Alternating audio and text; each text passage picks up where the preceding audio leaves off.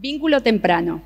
En las jornadas del año pasado estuvimos trabajando sobre la noción de vínculo temprano y este año nos gustaría profundizar este concepto y ponerlo en relación al de lazo social, en referencia a lo epocal discursivo con la necesidad de comprender mejor las circunstancias que nos atraviesan cotidianamente en nuestras prácticas. Nos encontramos con diversos paisajes teóricos acerca de lo que entendemos por vínculo. Denis Nachmanovich nos dice: no hay un a priori, un modelo ideal, un arquetipo o una estructura. Lo que encontramos son configuraciones vinculares que se forman a partir de nuestra interacción, de nuestra forma de relacionarnos con el mundo y de producir sentido. Devenimos sujetos entramados en múltiples configuraciones. No devenimos sujetos de una vez y para siempre, sino que estaremos deviniendo mientras estemos abiertos a los intercambios.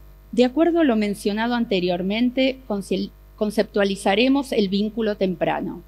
Nos referimos a la relación primordial y fundante que se establece entre una bebé y sus cuidadores principales, la madre, el padre y o quienes cumplan la función de crianza durante los primeros meses de vida.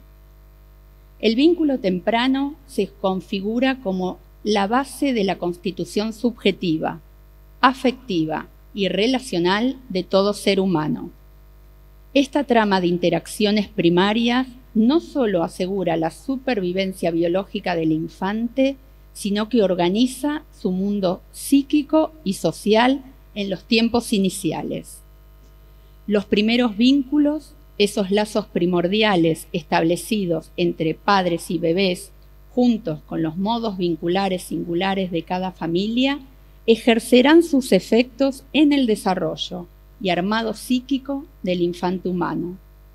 Es por ello que debemos considerar los modos de pensar la niñez y la crianza, junto con las variaciones que ocurren en el imaginario parental sobre quién es un bebé y qué debe esperarse de él.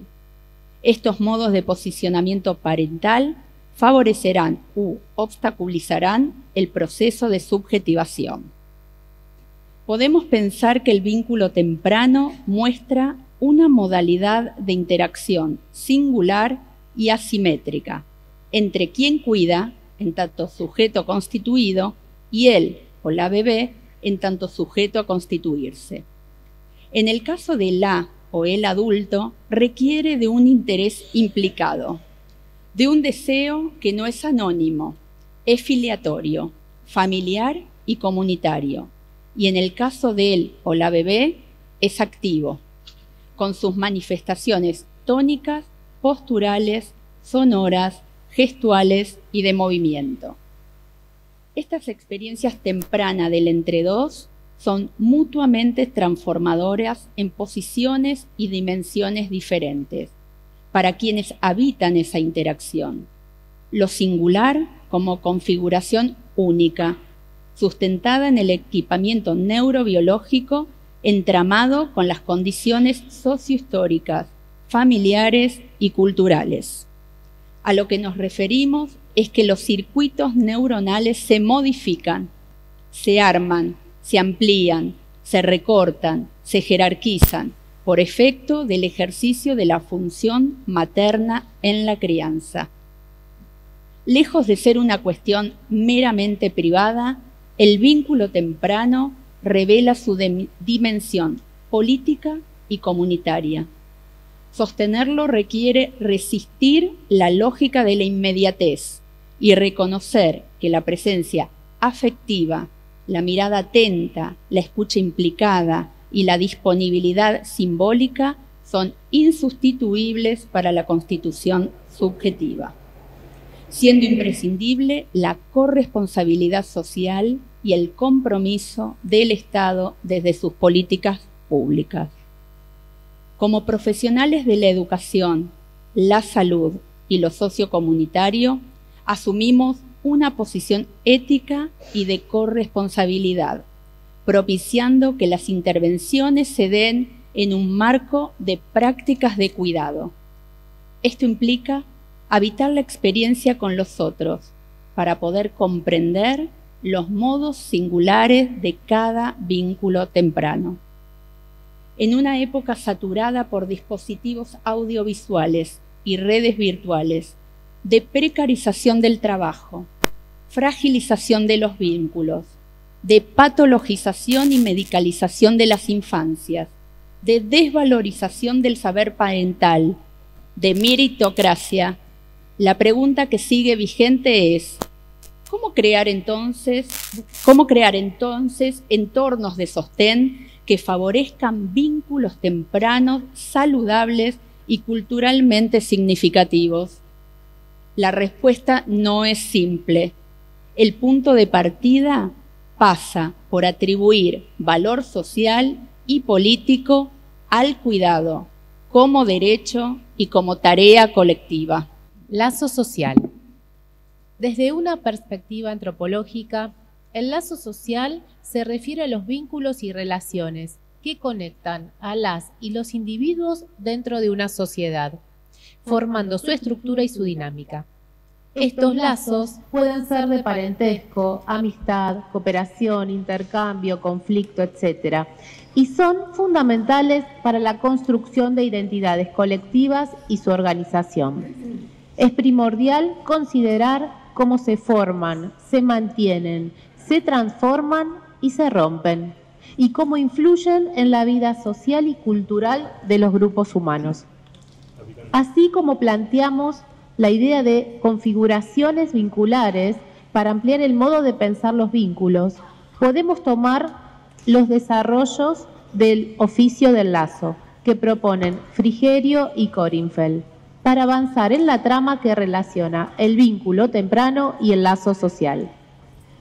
Los oficios del lazo serían el conjunto de trabajos ligados al acompañar, curar y educar, que se llevan a cabo con distintas formaciones desde diversos orígenes y perspectivas disciplinares, asumiendo variados modos de intervención y contemplando la intersectorialidad del territorio. Nos preguntamos acerca de los tiempos actuales, marcados por políticas y acontecimientos que producen cambios en diversas dimensiones. Estamos habitando un sistema que ha lesionado el tejido social y que repercute sobre los vínculos y los lazos. La pérdida de la familia ampliada, la reducción de la familia nuclear y de lo comunitario afectan los modos de cuidado y las crianzas. El mismo sistema que lesiona, después trabaja para intentar consagrar los derechos vulnerados. Entonces, ¿cuáles son los efectos de estos cambios epocales en las subjetividades y en la vida común? ¿Y cómo intervenir cuando esas afectaciones ponen en riesgo la constitución subjetiva? El vínculo temprano requiere de una temporalidad que desafía la lógica dominante de la inmediatez. La crianza no puede acelerarse ni mecanizarse sin consecuencias para el desarrollo del niño o de la niña, incluida su estructuración psíquica. Sin embargo, se despliega en varios niveles. La precarización laboral limita la presencia parental. La cultura del hiperconsumo desplaza y reemplaza el valor de la presencia real por artefactos que pretenden sustituirla, y la hiperconexión tecnológica introduce la paradoja de la desconexión afectiva. Estos desafíos reclaman una reflexión colectiva. ¿Cómo sostener el lazo primario en una época que privilegia la fragmentación y la velocidad? ¿Qué políticas públicas, modelos de corresponsabilidad y formas de comunidad pueden contribuir y o restituir condiciones favorables para la crianza?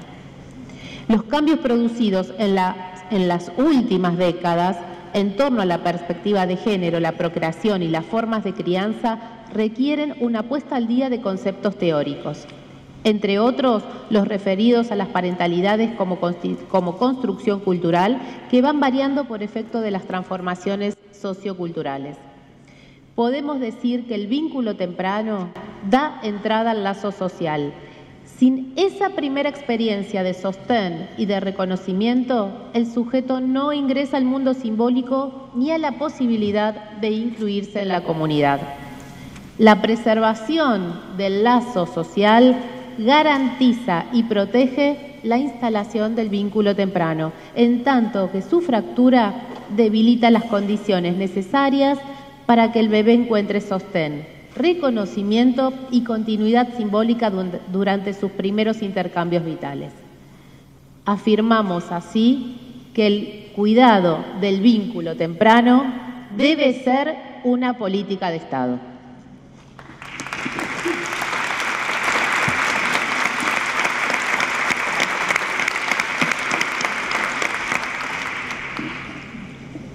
En consonancia con los ejes orientadores de esta jornada, ¿qué pensamos? ¿Qué hacemos y cómo lo hacemos?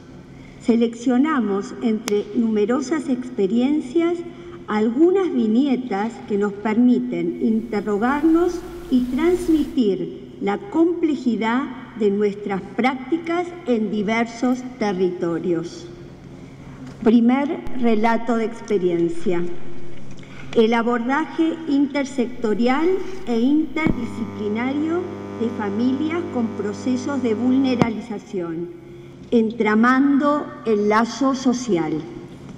Recibimos a una familia en un centro municipal de atención temprana del Gran Buenos Aires, orientados por una organización de la comunidad que trabaja con mujeres en situación de violencia.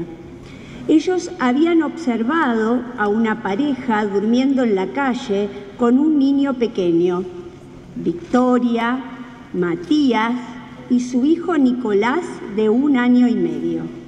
Habían sido expulsados de la casa del padre y de un familiar de Victoria. ¿No se escucha? Ahí va. ¿Leo de vuelta? No. Habían sido expulsados de la casa del padre y de un familiar de Victoria. La madre de Victoria, que se encontraba presa por haber abusado de ella y de sus hermanos, fueron dados en adopción luego de convivir con la familia materna, donde sufrían maltrato. Matías no cuenta con una red familiar que pueda ofrecerles apoyo. La organización los acompaña para conseguir un lugar donde vivir y los acerca a nuestro centro municipal de atención. Victoria relata que trabaja como vendedora ambulante y que Nicolás debe permanecer en el cochecito porque cuando la policía los corre, tienen que salir rápidamente. Esta es probablemente una de las razones por las que se evidencia una demora en el desarrollo psicomotor en la evaluación inicial del niño, con buen vínculo con su mamá y papá, bien atendido y cuidado dentro de sus posibilidades. Rápidamente evoluciona bien.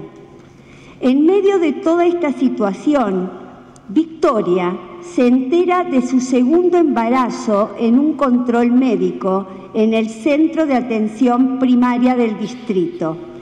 Tenía una edad gestacional ya avanzada que imposibilitaba realizar la interrupción voluntaria del mismo. A pesar de haber conseguido un espacio muy pequeño y austero donde vivir, continúan en una situación socioeconómica muy vulnerable, por lo que consideran que no están en condiciones de criar a otro niño con el cuidado que merece y decididos a evitar que quede a cargo de la familia de Victoria debido a los maltratos recibidos y ya descriptos, deciden dar a su segundo hijo en adopción. Durante todo este proceso fueron acompañados por la organización comunitaria y por referentes de este centro. Se orientó y acompañó en la inscripción del niño en un jardín municipal de doble turno, donde podían permanecer durante toda la jornada laboral, tanto de su madre como de su padre. Paralelamente, se encontraron con resistencias de otras instituciones y profesionales que cuestionaban si reunían las condiciones para continuar con la tenencia y crianza de Nicolás, tomando en cuenta la decisión de dar a su segundo hijo en adopción.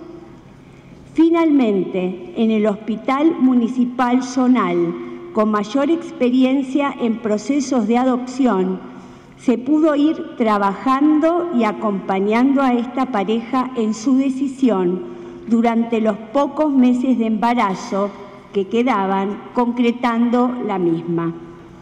Esta situación nos llevó a reflexionar en el marco de nuestro equipo interdisciplinario interviniente. ¿Cómo pensar el vínculo temprano, la función materna, el deseo de hijo o hija e incluso la filiación, no solo en relación a Victoria, Matías y Nicolás, sino también respecto de su segundo hijo dado en adopción? Consideramos que los equipos de salud y comunitarios pueden alojar y construir dispositivos que cuiden y atiendan las demandas singulares de cada familia. Sostener el lugar de la escucha en cada caso y poner en cuestionamiento el saber previo para trabajarlo posteriormente en un marco de interdisciplina e intersectorialidad. Segundo relato de experiencia. El desafío de las primeras consultas pediátricas de un recién nacido en un centro de salud. Una pediatra nos relata: Martín, de 1 mes y 20 días, viene en brazos de su mamá y con su papá. Por lo pequeño parece un recién nacido. Me cuentan que en los primeros días no aumentaba de peso. Faltaron a los últimos controles, hasta el día de hoy, que los veo por primera vez. Pensé que era algo grave que debía haberles ocurrido para faltar a las primeras consultas. Con esa preocupación y curiosidad les pregunto qué les pasó. El papá me mira, pone cara de no saber qué decirme y mirándose con la mamá dicen que tuvieron problemas. Observo a Martín. Su ceño está fruncido y se encuentra irritable. La mamá lo pone al pecho porque llora y se prende bien. No obstante, le señalo que las narinas quedan cubiertas por su pecho y seguramente esto le exige más esfuerzo para succionar. Le pido que lo lleve a la camilla para revisarlo y lo hace casi colgando del antebrazo. Le sugiero sostenerlo en ambos brazos. Mientras lo reviso, les comento si pueden imaginar qué siente Martín en estos primeros tiempos. Les digo que tiene necesidad de ser bien sostenido, que se lo movilice en forma suave para sentirse poco a poco más seguro y tranquilo en este mundo nuevo y diferente. Ambos papás escuchan y asienten con atención. Hablar de lo que siente el bebé distendió el clima generado por el problema del que aún no querían hablar. Continúo revisando a Martín, quien muestra un gesto adusto. Está rígido, en flexión, con los puños cerrados, irritable ante los cambios de posición de su cuerpo, extremidades adelgazadas. El resto del examen físico es normal, pero presenta esa cara de viejito que solemos ver en los bebés cuando su progreso de peso no es lo esperable. Solo aumentó 320 gramos en 50 días, es decir, menos de la mitad de lo esperable. Nos sentamos. Martín ahora está envuelto en los brazos de su mamá. Con tranquilidad decido preguntar nuevamente qué les pasó. Hay un tenso momento de silencio, siento que se preguntan si hablar o no. Y un minuto después, la mamá, llorando y en voz baja, empieza a contar que el nacimiento se les vino encima. Durante el embarazo, ella sintió mucha angustia porque empezó a recordar un episodio de abuso que había sufrido a sus 6 años su otro hijo, que ahora es adolescente. El papá de Martín, su pareja actual, quería que ella olvidara que se ocupara de estar bien y realizara todos los controles que le indicaban. Lo escucho intervenir con voz y gestos de reclamo y exigencia. La mamá dice: todo esto nos trajo muchos problemas en la pareja. Llora con desconsuelo. Me esfuerzo en no emitir juicio alguno, en darle sostén con palabras de aceptación de lo que les pasa, de comprensión a su sufrimiento. Noto que ambos, con más calma y alivio, escuchan atentamente y acordamos que lo traerán para el seguimiento, para realizarlo diariamente. A los 3 días, Martín estaba aumentando de peso adecuadamente. Su mamá concurre a los encuentros de crianza. Martín comienza a responder con sonrisa social, gorgojeos y signos de desarrollo esperable para la edad. Sus papás se muestran más tranquilos y cuentan cosas del bebé con alegría. Desde esta viñeta y tantas experiencias similares, queremos propiciar que en las consultas de los primeros meses dispongamos de un tiempo que nos posibilite la observación, la escucha implicada, la intervención necesaria para promover y acompañar la construcción del vínculo temprano imprescindible en el desarrollo infantil.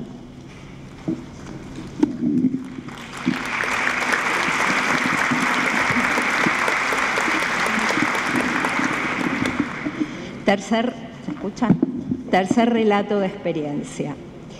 Intervenciones subjetivantes de una terapeuta en estimulación temprana en situaciones complejas de internación prolongada. El embarazo de la madre de Pablo transcurrió sin dificultades. En una ecografía, a los médicos les llamó la atención el diámetro cefálico. En nuestro primer encuentro, esto era todo y se va a dar dentro de la internación. Los padres compartieron cómo imaginaron, planificaron y prepararon cada detalle para la llegada de su hijo. El parto no presentó dificultades y su peso al nacer fue adecuado. El papá había presenciado el parto y lo que comentaba de aquel momento como dato importante fue que el niño no lloró. La ausencia de llanto se convirtió en el primer signo de que algo no estaba bien. Una hora y media después, los médicos informaron a la familia que Pablo presentaba dificultades respiratorias y decidieron colocarle un respirador. Estuvo internado en terapia intensiva hasta los 3 meses de edad, en que fue derivado a la unidad de tratamientos prolongados. En esta unidad, a diferencia de terapia intensiva, los padres, las madres o quien acompaña al niño llegaban al mediodía y hasta las 20 horas compartían el tiempo junto a él, tratando de dejarlo dormido.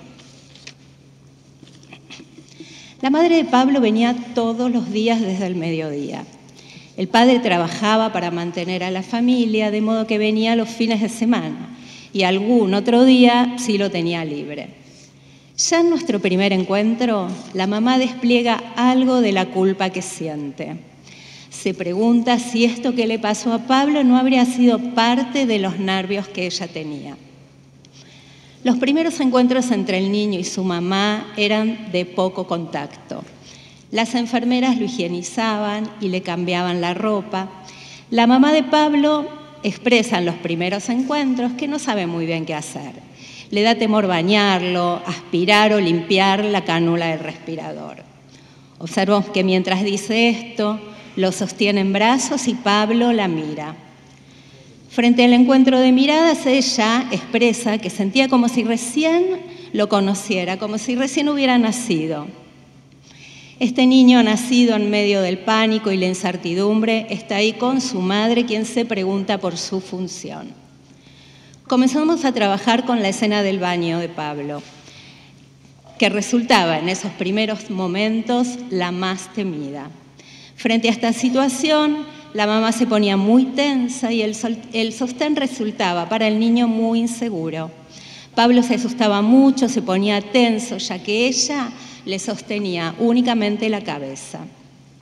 Acompañándola en la escena, ella fue buscando el mejor modo de sostener a su hijo para que él se sintiera seguro en sus brazos y ella disfrutara también bañándolo. A los pocos días ya estaban ambos disfrutando de estos momentos. La mamá comienza a hablar de la mirada de su hijo, de cómo la sigue y cómo la sostiene. La mamá de Pablo, a sugerencia mía, comenzó a interesarse por los juguetes para él, trayéndole un pato amarillo muy blandito que le deja a su hijo. Este objeto que la madre le dona resultó ser el privilegiado por el niño a modo de objeto transicional. Con el tiempo logra levantarlo de la cama, trae una mochila para bebés, lo pone cerca del pecho y le habla. Pablo la mira fijo, extiende su mano, le toca la boca, la cara. Observo en ese encuentro los inicios de un intercambio entre ambos, un diálogo. La mamá comienza a animarse a aspirarlo, incluso a limpiar la cánula e higienizarlo. El niño permanece internado hasta más allá del año. En ese momento resultaba llamativa la poca sonoridad del niño. Se hacen estudios que confirman la presencia de un síndrome genético que cursa con sordera. Pese a todas las dificultades y de los problemas orgánicos que complejizaron su situación, el bebé y su mamá pudieron construir el vínculo. Si bien hay un numeroso equipo de profesionales que permite armar un dispositivo de asistencia, consideramos imprescindibles las intervenciones profesionales orientadas a posibilitar la construcción del vínculo temprano. La mirada, el gesto, el sostén, la palabra, el cuerpo a cuerpo fueron aspectos fundamentales en estos primeros tiempos. Fue necesario desarrollar un trabajo de articulación interdisciplinaria con médicos, enfermeros, enfermeras, kinesiólogos, fonoaudiólogos, especialistas en estimulación temprana y otros, para compartir esta perspectiva que atiende a la subjetividad. ¿Cómo hacer lugar en la atención de problemáticas complejas al lazo interdisciplinario en función de promover o sostener el lazo filiatorio entre los niños y sus cuidadores? Bueno, hasta acá llegamos con el intercambio.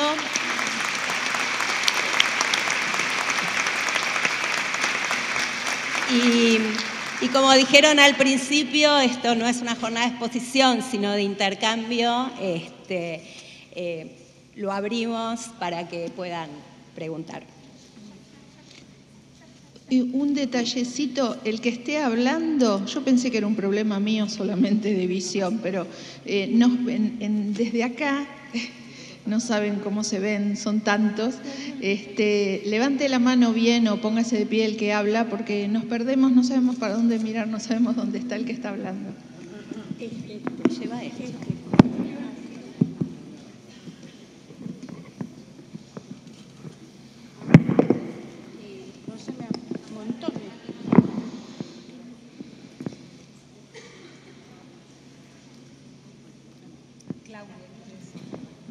Bueno. Quiero recordar, perdón, solo una cosa, que vamos a relevar también las cuestiones que quedaron de la mesa del eje 3 que tuvimos que pasar. ¿Cómo? Territorios. Sí, de territorios, sí, tal cual. Digo, para abrir ambas conversaciones.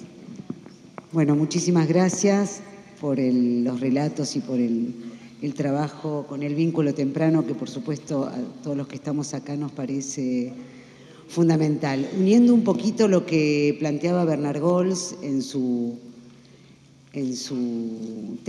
conferencia y un poco lo que decían ustedes, me parece fundamental, porque me parece que muchas veces sin darnos cuenta podemos correr el riesgo de poner todo del lado de los padres, y yo creo que así como la relación es profundamente asimétrica, porque es un adulto ya con un aparato psíquico constituido y el bebé, que es un sujeto en devenir, la relación es profundamente bidireccional, y que así como lo decía Bernard Gols hace un rato, la mirada de la mamá es un espejo para el bebé, la mirada del bebé también es un espejo para la mamá, y creo que es fundamental. Recién plantearon había, no sé cuál era el de los casos que plantearon recién, que me pareció muy interesante, que era un chiquito que en la consulta estaba como muy durito, como, no sé si hipertenso, no sé no sé cuál de los chiquitos era. Y yo decía, claro, en este momento hay un montón de investigaciones sobre los movimientos de los bebés y cómo el movimiento del bebé, si no es el que uno espera, puede modificar las conductas y las funciones parentales, ¿no?, de los adultos cuidadores. Entonces, me parece también fundamental poder tomar y tener eso en cuenta, y, digamos, porque si no es como que siempre va de un lado al otro, del adulto hacia el niño. Yo creo que también tenemos que tener en cuenta la otra bucle, que es la que va del bebé hacia el adulto y que también modifica su funcionamiento y sus funciones, ¿no?, parentales. Si no, caemos en ese error que drásticamente caímos muchos psicoanalistas en algún tiempo, de decir, ¿no?, que la culpa era de los padres o de la madre congeladora y todo eso, ¿no? Me parece que... Pero muchísimas gracias.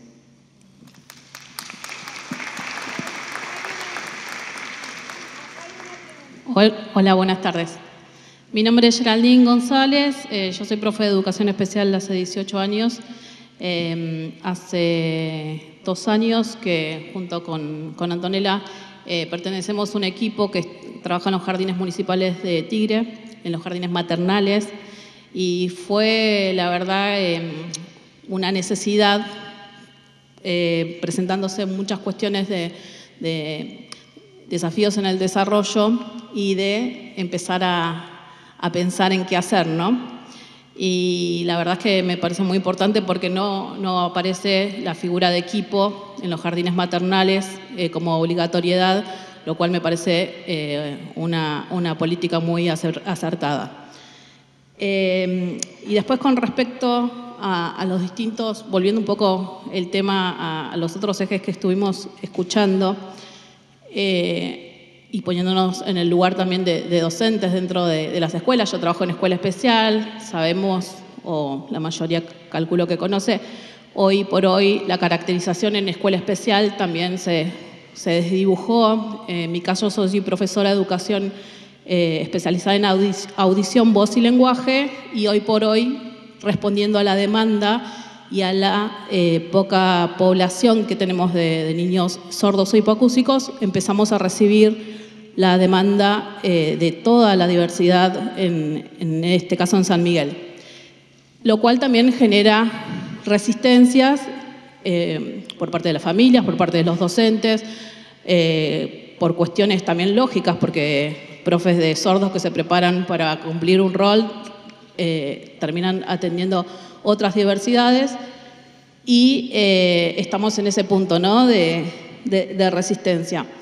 En el jardín, y esta es lo que quiero traer un poco a cuenta, ¿no?, es esta cuestión que nos encontramos de pensarnos todos como profesionales y en qué lugar ocupamos y en qué lugar estamos parados cuando aparece algún signo de alerta y esta insistencia, ¿no? Y la respuesta por lo general es: ya hablé con esa mamá, es una situación, no quieren saber nada,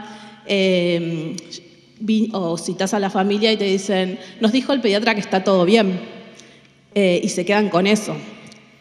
En mi caso en particular, aparte de ser profe de educación especial desde 18 años, también soy mamá de un niño con síndrome de Down de 12 años, y esta cuestión atraviesa otras realidades que todos tenemos que conocer y todos tenemos que estar atentos, y a veces ese no puede o no quiere necesita justamente de lo que estamos hablando, de esa compañía, de esa insistencia, y esa mamá, si no pudo porque se quedó dormida, porque está con otras cuestiones y otras problemáticas y duelando a ese niño, seguramente se le pasó el turno, no tuvo ganas, está atravesando una depresión.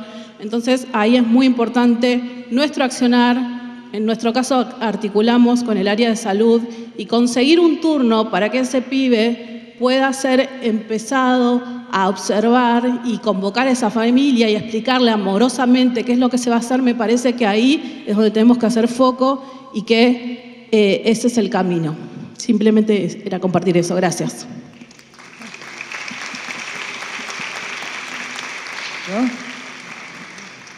Bueno, gracias. Quiero hacer una aclaración de indicación y de proceso. Que toda la línea que se está planteando en esta jornada llegue a la política pública es un arduo trabajo, porque no es del discurso oficial. ¿Esto qué quiere decir? Que nosotros tenemos que formar, a partir de estos encuentros, una fuerza potente para que se haga letra de la ley todo esto que parece simplemente la infantilización de algunos términos. Esto es una posición político, ética, ideológica, que hace que, por ejemplo, para que en la ley de 1000 días, que la letra de la ley tiene cosas absolutamente novedosas, porque habla del vínculo temprano, está ya en la ley de 1000 días y está en el CUNITAS, tuvo que pasar mucho tiempo con tensiones internas muy manifiestas, porque había rechazo dentro de las mismas organizaciones pediátricas, psicológicas, de distintas líneas. Hoy, 1000 días, que es un ejemplo de una política pública en relación, lo mismo que CUNITAS, habla del vínculo temprano, habla del juego, habla del displacer-placer y habla de la corresponsabilidad en los cuidados. Hay muchos términos que han evolucionado a formalizarse como política pública. Cuando uno dice, hoy el afecto tiene que ser política pública, hoy la solidaridad tiene que ser política pública, hoy la hospitalidad tiene que ser política pública.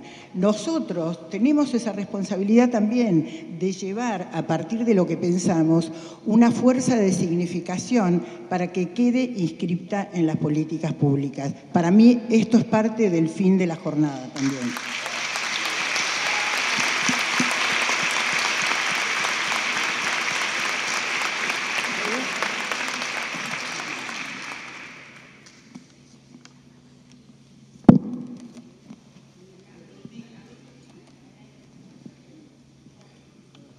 Sí, tomando un poco este tema, me parece que desde lo ético hay muchas cosas. Creo que sí, llevar a las políticas públicas es un trabajo arduo y también sí, destruir políticas públicas es un trabajo bastante sencillo para los que las destruyen. Nosotros sabemos que la ley de educación genera la disciplina atención temprana como un marcador de lo que se puede hacer en niños que están en riesgo de tener problemas de salud. Y hoy, o hace unos días, yo no trabajo en la provincia de Buenos Aires, por ejemplo, me vengo enterando que el dispositivo atención temprana está desapareciendo en la forma en la que se había planeado y que realmente yo que he vivido la experiencia de trabajar en equipo con un dispositivo de atención temprana maravilloso y que han formado parte de esta jornada, no entiendo bien qué es lo que pasa, pero es una forma de destruir una política pública que estaba funcionando bien y que era muy exitosa. Ni hablemos de la ciudad de Buenos Aires, o sea, porque eso ya viene de más lejos.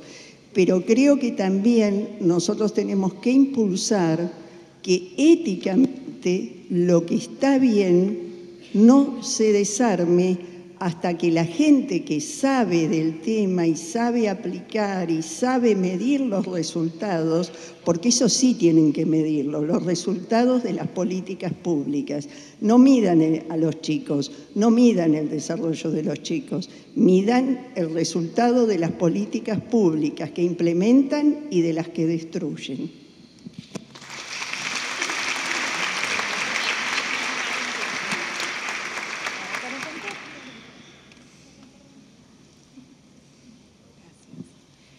Bueno, en todo lo que va de la jornada me resuena bastante todo el trabajo que también se está haciendo hace mucho tiempo en relación a la salud mental perinatal, que junto con otras colegas en su momento hicimos una formación y como musicoterapeutas quizás nos quedó como un sabor de la falta, de la falta de esto, ¿no? Del trabajo vincular, de esta mirada incluso muy puesta quizás en las necesidades de la madre, que obviamente son muchas y hay que darle mucho lugar, pero después viendo el trabajo que se daba también, bueno, nosotros vivimos en San Antonio de Areco y hago la aclaración de que me equivoqué, soy profesora de educación especial. También veo esta cosa que se corta, donde hay talleres y grupos para personas gestantes, todo el acompañamiento, ese bebé nace y ahí el acompañamiento se desdibuja totalmente. Y el trabajo está puesto en cómo transita la persona gestante su embarazo, y lo que puedo ir viendo y lo que pude ir viendo es que no hay conexión en relación a lo vincular. Y lo dejo ahí como pensando porque me parece que también es un punto para ir en relación a las formaciones también que habíamos hablado. Gracias.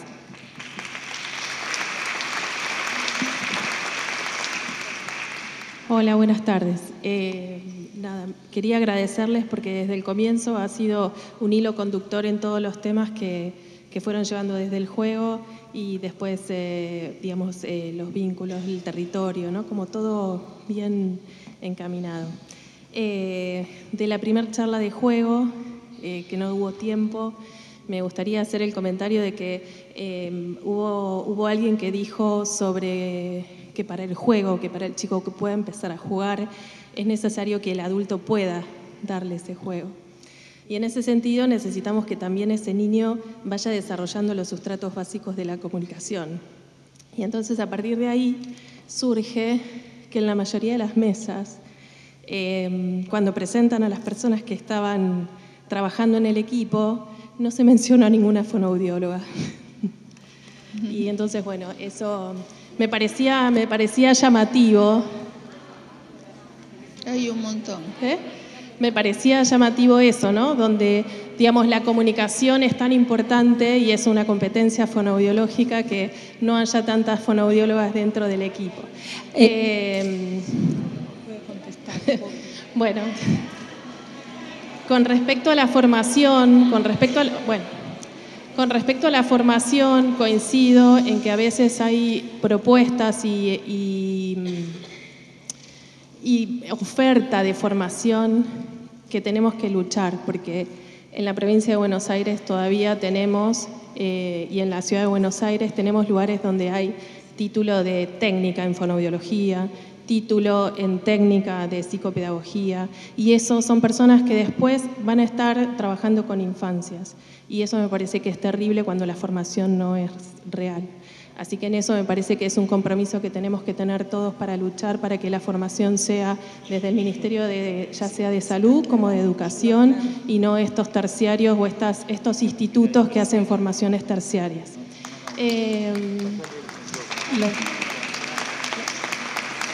Y sobre esta última charla, perdón, ya termino, se me está derritiendo como dijo el doctor. Perdón, ya termino. Sobre esta última charla, la verdad es que estoy muy contenta que hayan aparecido el momento de la internación prolongada, porque eso suele ser algo que a veces se olvida, ¿no? En la atención de crónicos o en la atención prolongada se olvida, digamos, de todo lo que tiene que ver con el vínculo con esos niños que hace al desarrollo de la comunicación, del juego, del lenguaje y de todo el ser, como decía hoy el doctor que hablaba, digamos, desde Francia. Así que me parece que es importante, sobre todo yo estoy en NEO, y es un trabajo muy arduo que hacemos con esas mamás, entre primero el hijo deseado y el hijo real que llegó, sobre esas internaciones a veces prolongadas y que las madres en algunas neos todavía tienen el acceso restringido a una sola vez al día, y ese niño que, digamos, tiene un vínculo con una madre que viene además con un barbijo, ¿no? Donde se pierde esa mirada que está puesta, como decía hoy la colega, donde no solamente tiene que estar la mirada del adulto, sino también la del bebé. Entonces este bebé es una mirada que está truncada a través de un barbijo. Así que bueno, la verdad es que nada, muy agradecida con todas las mesas.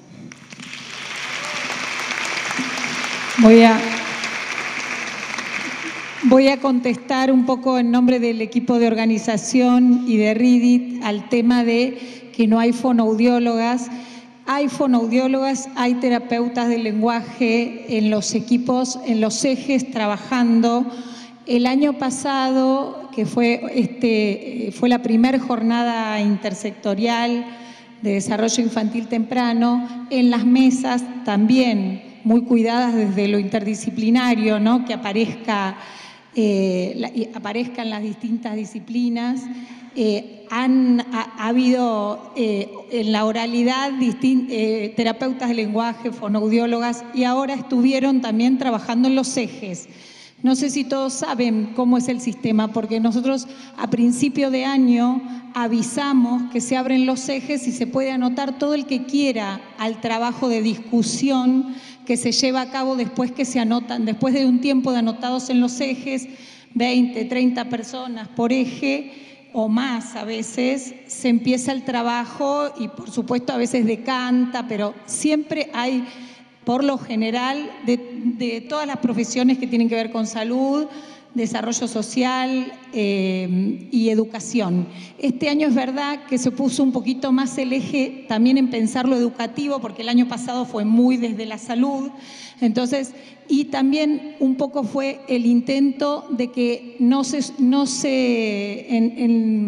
las mesas no se vieran caras repetidas, se ofrecía que pudiera haber otros y otras profesiones integrando las mesas, pero los escritos son representación colectiva, no de la profesión que lo está leyendo o que está sentado en la mesa.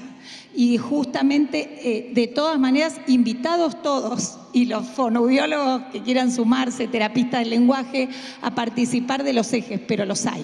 Le paso la palabra. Dos intervenciones más y ahí cerramos. Estaba pensando en lo que dijo Nora y pensando también en lo que Marcela me dice, Armus me dice, habla de los psiquiatras. Yo trabajo en un servicio de psiquiatría, núcleo bebés con señales de riesgo en salud mental en San Pablo, Brasil, y hay varios de Brasil escuchando el encuentro. Y no solamente que la actividad del bebé también convoca a la mamá en su función, sino que la comunidad también convoca y apoya y ayuda o no a que la mamá pueda ejercer la función y al vínculo temprano. O sea, es dinámico. Nosotros en el servicio, por ejemplo, me acordaba un caso de una mamá con consumo problemático. ¿Qué hacemos para poder sostener a la mamá en esa función a pesar del consumo? Y, por ejemplo, combinamos con un psiquiatra, calculó el tiempo del consumo, le llega la leche para que pueda consumir hasta 2 horas antes, por ejemplo, que le pueda dar de mamar. No solamente el psiquiatra la medicó y intentó entender en qué horario era peor para ella, y que haga un suplemento en vez de darle el pecho, sino que, por ejemplo, le daba la medicación y le hacía amamantar 2 horas antes y con el tiempo la mamá dejó de consumir. Entonces, ¿hasta qué punto el bebé ayudó a esa mamá, esa vitalidad y el terapeuta apoyando a ver qué hago para que esa mamá pueda continuar en el vínculo temprano?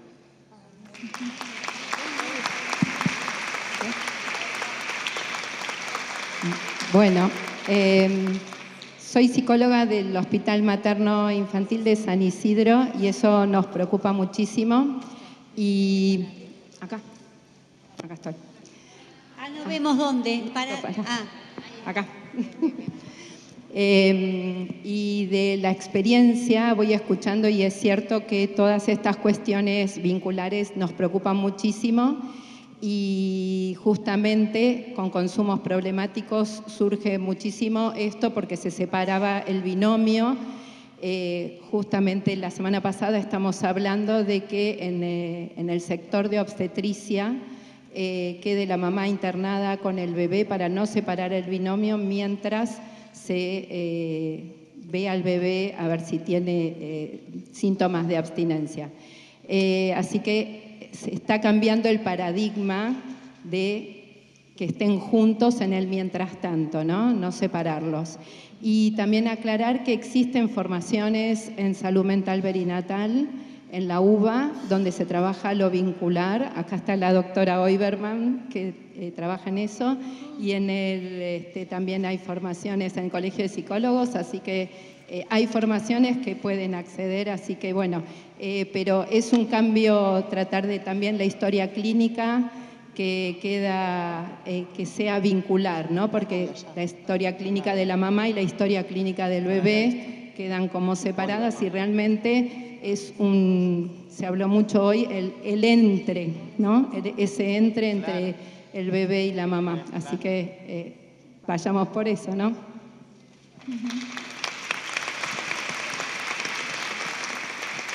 ¿Puedo hablar? ¿Puedo? Bueno, muy interesante. Quiero retomar, voy a adelantar algo que quiero decir al final, pero lo voy a decir ahora, sí, chiquito, ya sé. Cortito, que estamos pasados de tiempo. Porque es muy interesante cómo en la cuestión del vínculo temprano y del lazo social y la salida hacia la exogamia y todo ese tránsito, digamos, no se da en el vacío, se da en lugares concretos. Y eso lo relaciona con el eje anterior sobre el que no pudimos expedirnos por el tema de la conferencia.